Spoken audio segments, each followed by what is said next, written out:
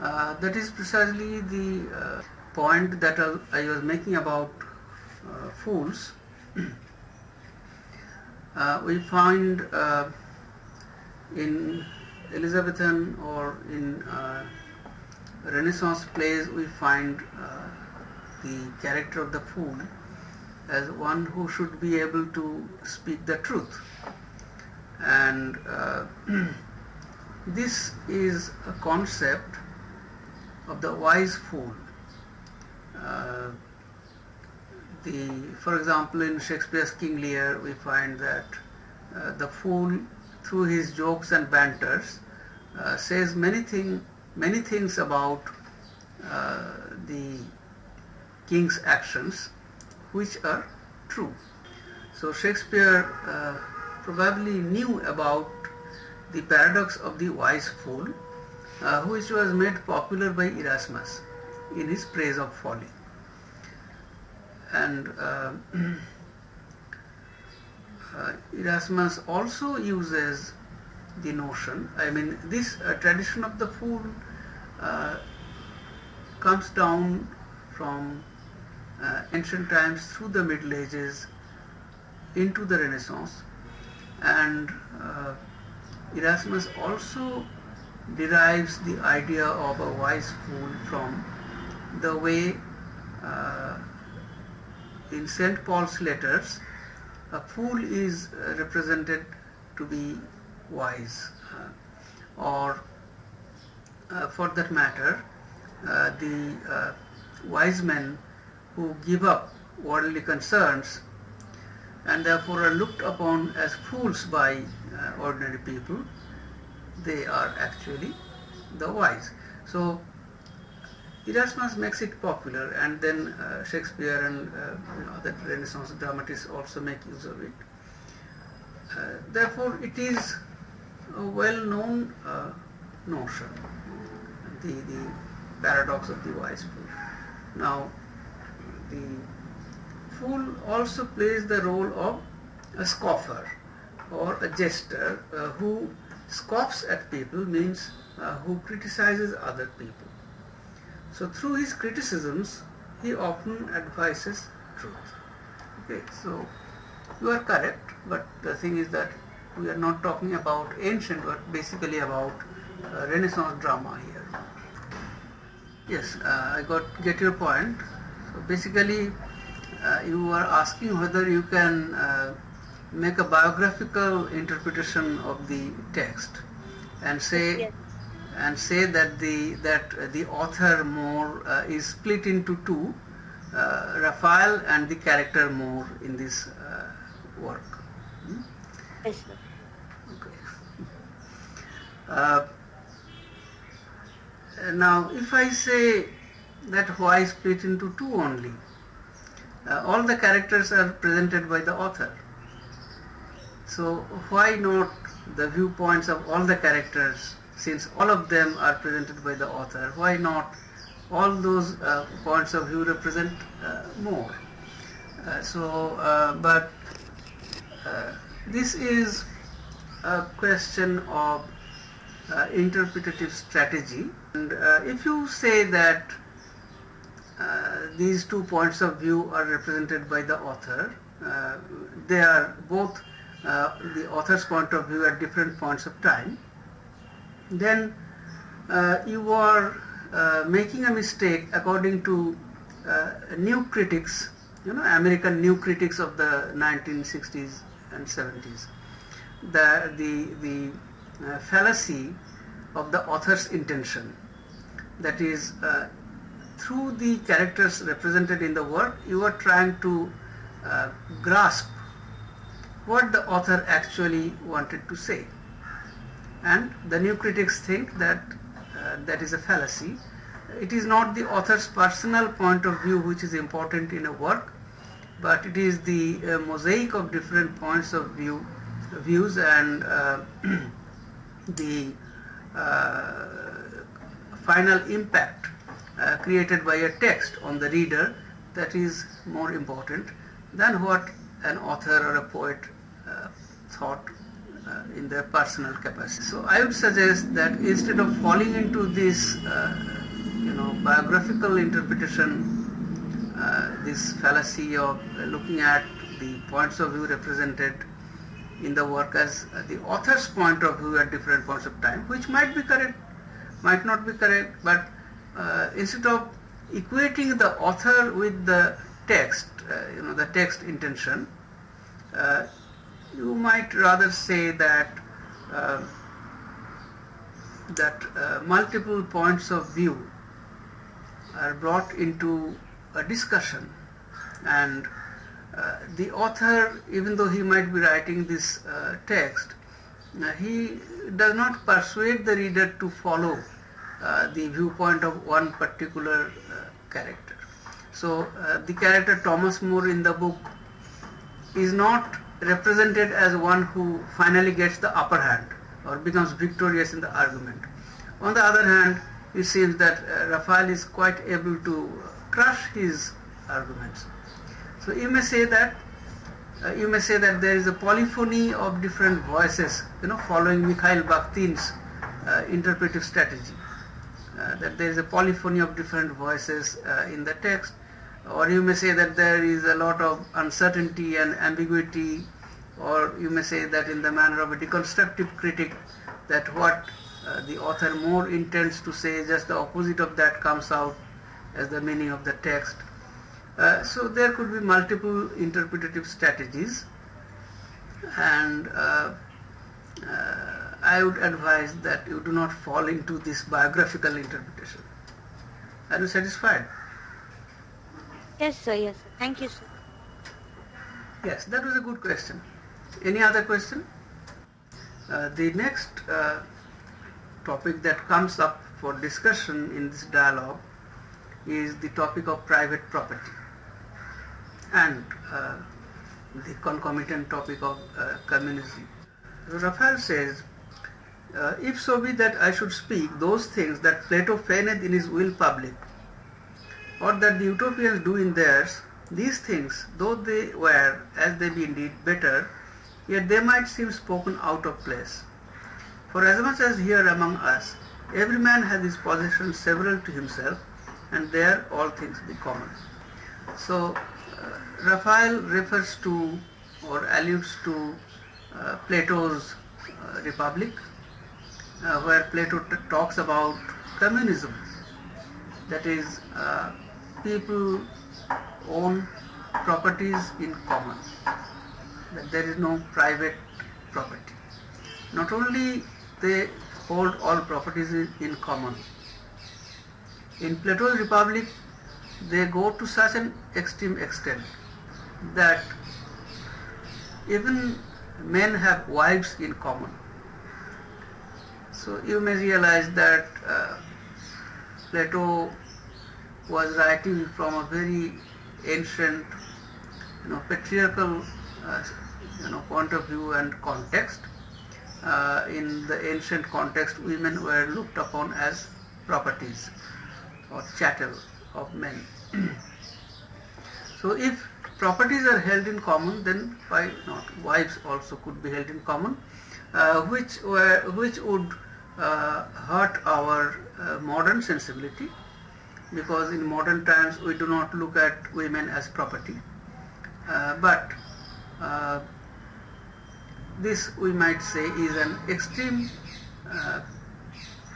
interpretation of communism that we find in Plato's Republic.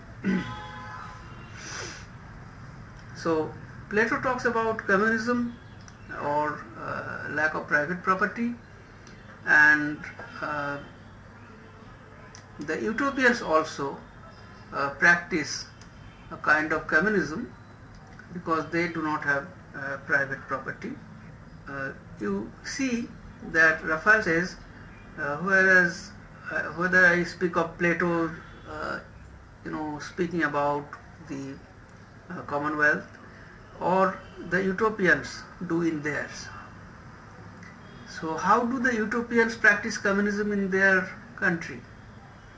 We do not know, because the description of the utopians comes only in the second book.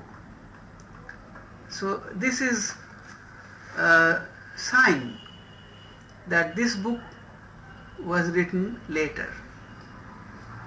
So since the second book was written earlier, so when More was writing the first book, or so-called first book, then he was in his unconscious thinking that he has already discussed how the utopians practice communism.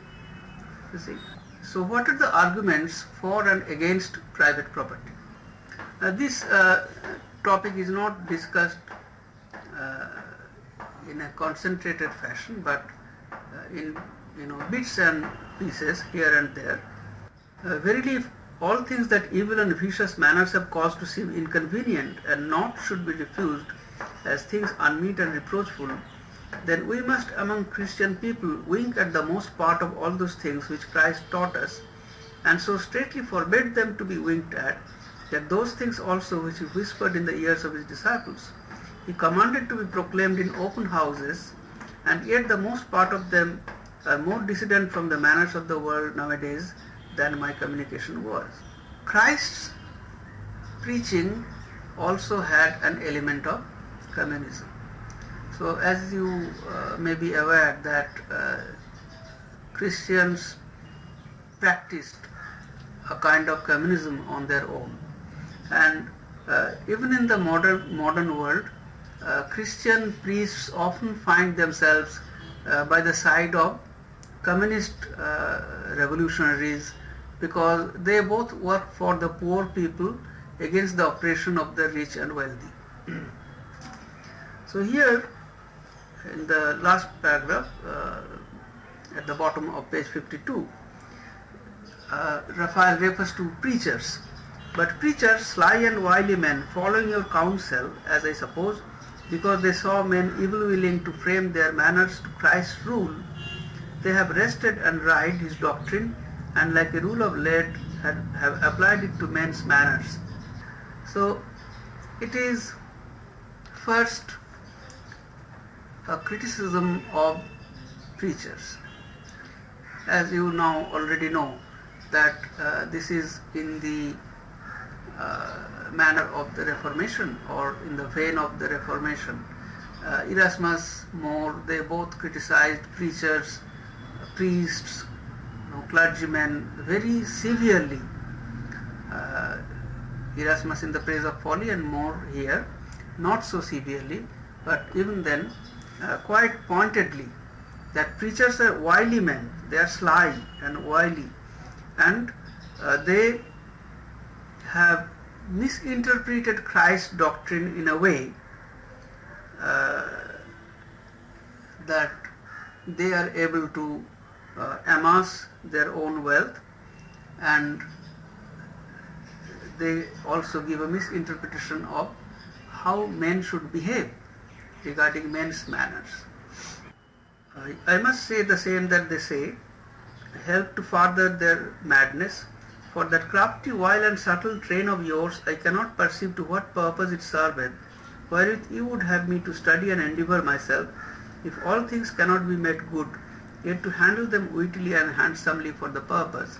So Raphael is exactly quoting the words of More, the argument of More that we saw in the last page, that you do not abandon the ship if there is a storm, you do not abandon the commonwealth. So what witty, how wittily it can be handled or handsomely for the purpose, I do not see, because courtiers are mostly corrupt, as the kings are. Naughty counsels must be openly allowed, and very pestilent decrees must be approved. He shall be counted worse than a spy, yea, almost evil as a traitor, that with a faint heart doth praise evil and noisome decrees. So the king is going to pass obnoxious laws or orders, and any courtier who would protest against such laws being passed would be looked upon as either a spy or an evil person. So you see that the situation has not changed, as we see today with the farmers' agitation going on. Obnoxious laws can be passed by the ruler and the corrupt courtiers, and anybody who would protest against it would be considered a spy or an evil person. So should a wise man join in such a with such a band of corrupt courtiers? Moreover, a man can have no occasion to do good chancing into the company of them, which will sooner pervert a good man than be made good themselves. So more often than not, a good person is corrupted in the company of evil men. Then evil men are made good or turned good by the influence of one honest man. So that rarely happens. Then he goes on again to speak about private property. How by doubtless Master More, where possessions be private, where money beareth all the stroke, it is hard and almost impossible that there the will public may justly be governed and prosperously flourish. So private possession, private property is looked upon as the bane of the commonwealth, because when private property is allowed, then every person would try to enrich himself to get rich or richer than the others, and that is possible only by depriving the others, because the pool of resources, common resources, is the same, and if one wants a larger share, one can have it only by depriving others. But before that, I skipped a paragraph. Wherefore Plato by a goodly similitude declared, why wise men refrain to meddle in the commonwealth. Therefore Raphael is countering More's argument that he should join public service. And then he goes on to talk about this private property and its pernicious effect on people. Unless you think thus, that justice is there executed where all things come into the hands of evil men, or that prosperity there flourisheth where all is divided among a few. So this is just the opposite of well-being of the people. When there is no justice, where all power is concentrated in the hands of a few, and no equity of distribution, when all wealth is concentrated in the hands of a few and the majority remain poor. So for this we do not have to see very far. We only have to look around us to see how this is still the state of affairs. So what More wrote 500 years back, that still remains relevant.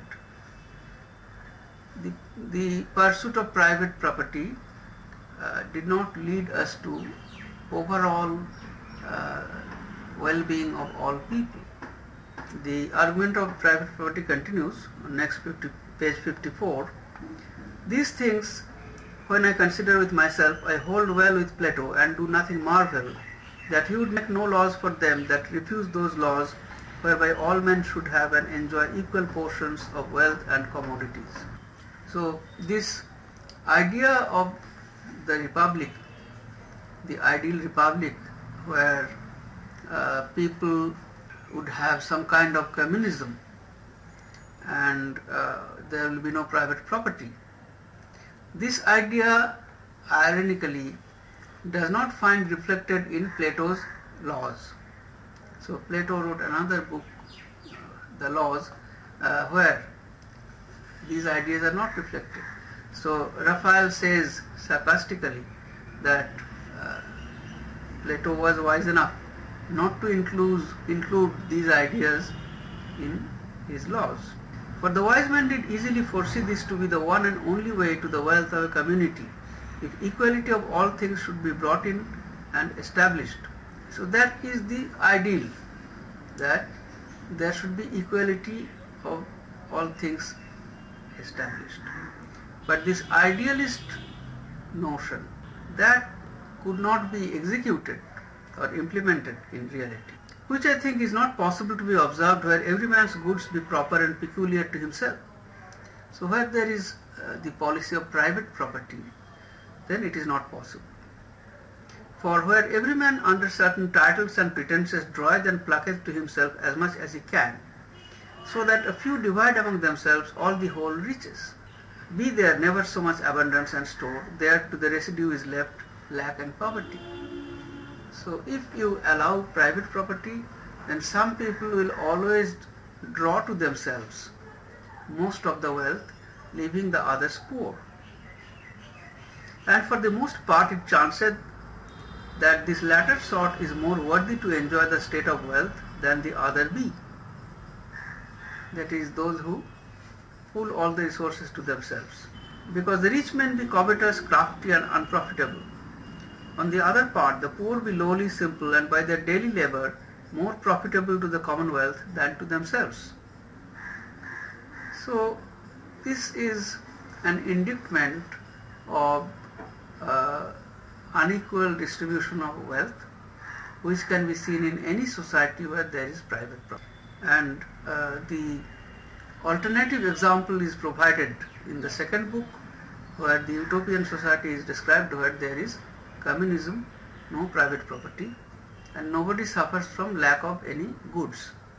Thus I do fully persuade myself that no equal and just distribution of things can be made, not that perfect wealth shall ever be among men, unless this propriety be exiled and banished.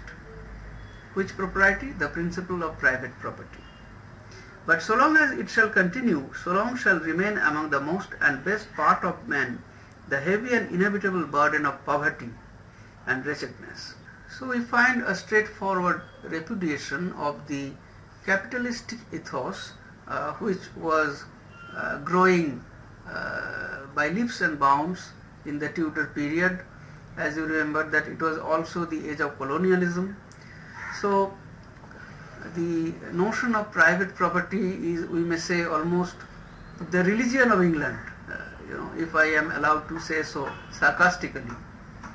The English or England being the place where capitalism thrived after the Industrial Revolution, the model of the new capitalist economy could be first seen in England, and that thrives on the idea of private property,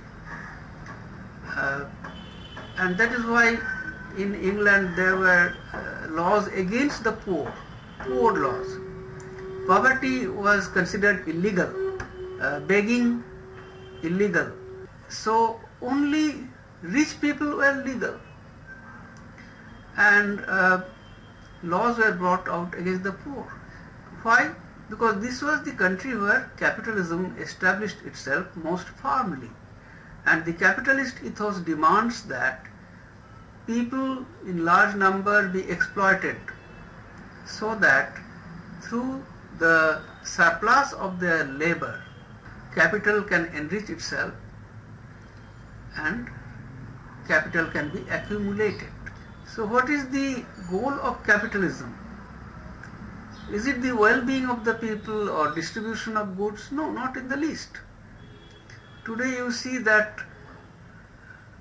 worthless goods are being manufactured and advertised as very useful, and people are forced to buy them through illusions of the advertisements. So the purpose here is not to benefit the people, because many of these goods are harmful. So that is not the intention of capital.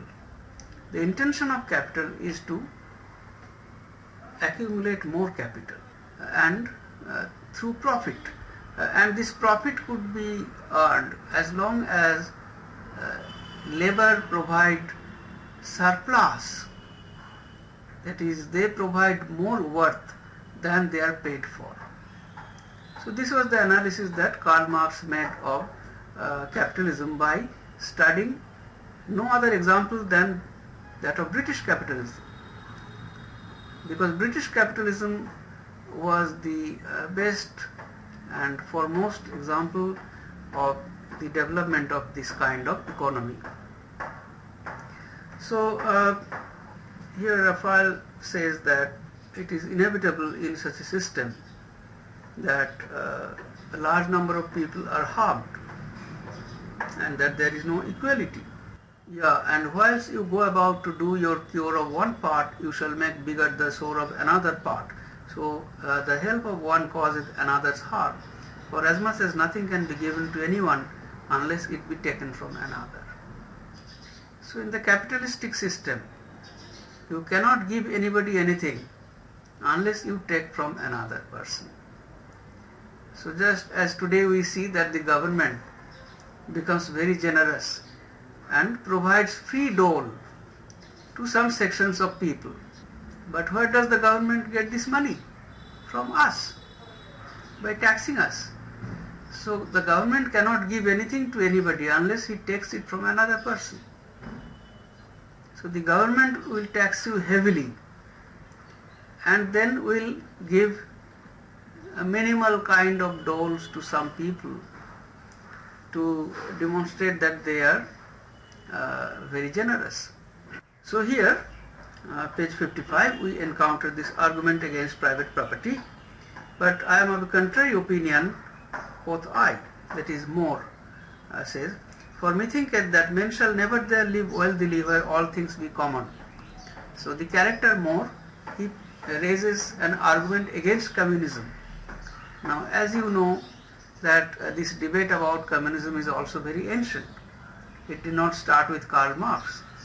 So as long as there is human civilization, people, scratch their heads as to how to distribute wealth equally. Because there have always been greedy people, rapacious people, and always a wealthy few. So More says that when everything is held in common, that is not the best kind of society.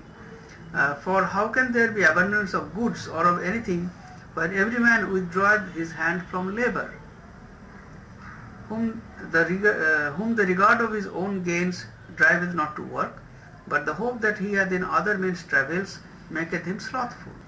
In communism, since one does not have access to what one can do with his own labour, but everything is taken by the state, collected by the state and then distributed to people. So every person thinks that if he works harder, then he does not gain out of it, but other people are going to gain. Therefore communists won't work because every person will lack the drive. So it is the profit drive, or it is the drive of personal property that makes people work harder.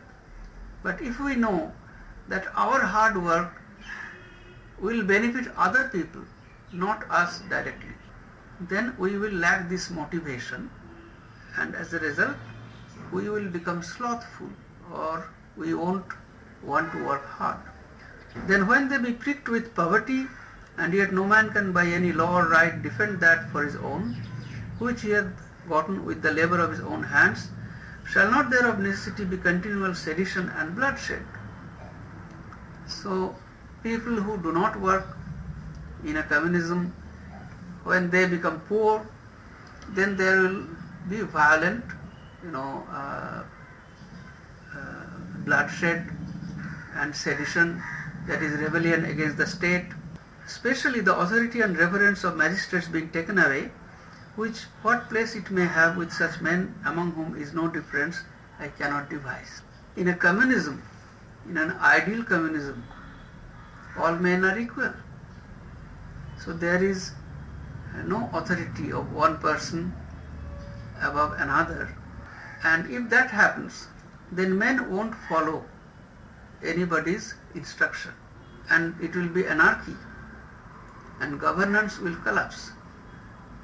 So More argues that I do not know how communism is workable, how it can be made to work. Now we know from our history that in communist countries, the very opposite to this ideal communism happens. Instead of there not being any authority, that is all men being completely equal, there is very, we may say,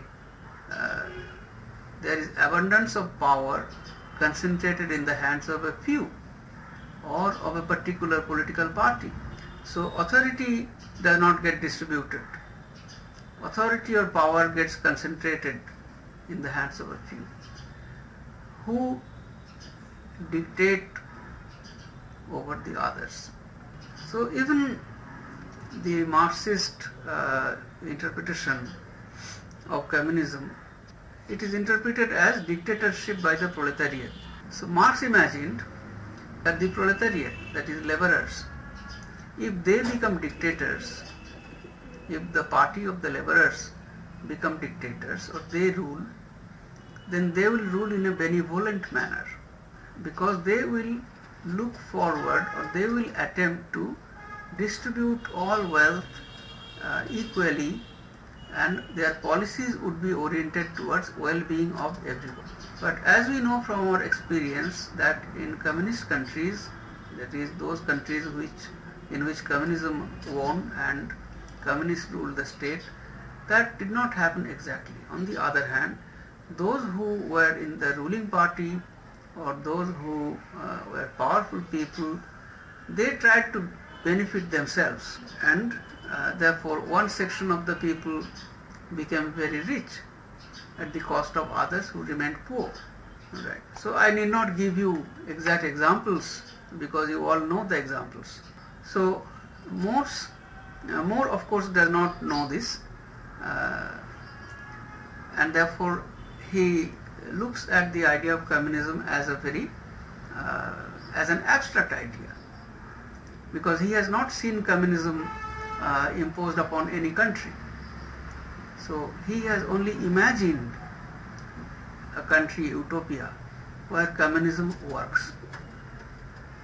But even in utopia, though people are more or less, they live in a wealthy and happy condition, even then there are certain harmful sides to utopian life, or certain unacceptable traits or facets in utopian life. We will discuss that later when we read the second book. But why does More include these, unacceptable or aspects, these things which are shocking to our modern sentiment? Why does More include them in utopia? Mainly because, according to Christian thought, the perfect commonwealth can be only in heaven. So as St. Augustine gave us the example of the New Jerusalem in heaven, the city of gods, the perfect city, the perfect commonwealth. So everything here on earth is imperfect according to Christian thought. Therefore More did not imagine even utopia to be a perfect state. So we'll look at that later. So we are coming to the end of the book 1, and Raphael says that I marvel not that you be of this opinion, for you conceive in your mind either none at all or else a very false image and similitude of this thing. Which thing? Communism or communist way of life, because you have not seen utopia. But if you had been with me in utopia and had presently seen their fashions and laws as I did, which lived there 5 years and more, and would never have come hence, but only to make that new land known here, then doubtless you would grant that you never saw people well ordered, but only there. So More says, Raphael says that had you been in utopia, then you would not have said this. As touching the ancientness of commonwealths, then you might better judge, if you had read the histories and chronicles of that land, which, if we may believe, cities were there before men were here. Now comes an interesting issue. Utopia was not always the same. There is a prehistory to utopia, where indigenous tribes lived on that land, and the utopians invaded that land, colonized that land, and then established their commonwealth. So we see this imperfection ingrained in the very seed of the idea of utopia as a commonwealth. What imperfection? That it is colonized by another race, another nation. So colonialism, you can imagine, was a great argument in Tudor England, and they never batted their eyelids thinking about the injustice to the indigenous people when they grabbed their lands, because this idea of colonialism was intermingled with the idea of Christian domination over pagans, so bringing the true religion over the barbarians and so on and so forth. Utopia therefore remains imperfect even in its seed, that it is a colonial state. And mark now what profit they took of this one occasion through diligence and earnest travail. So through hard work, hard labor, diligence, they have perfected their commonwealth. So we come to the end of book 1, and if you have any questions you can ask me.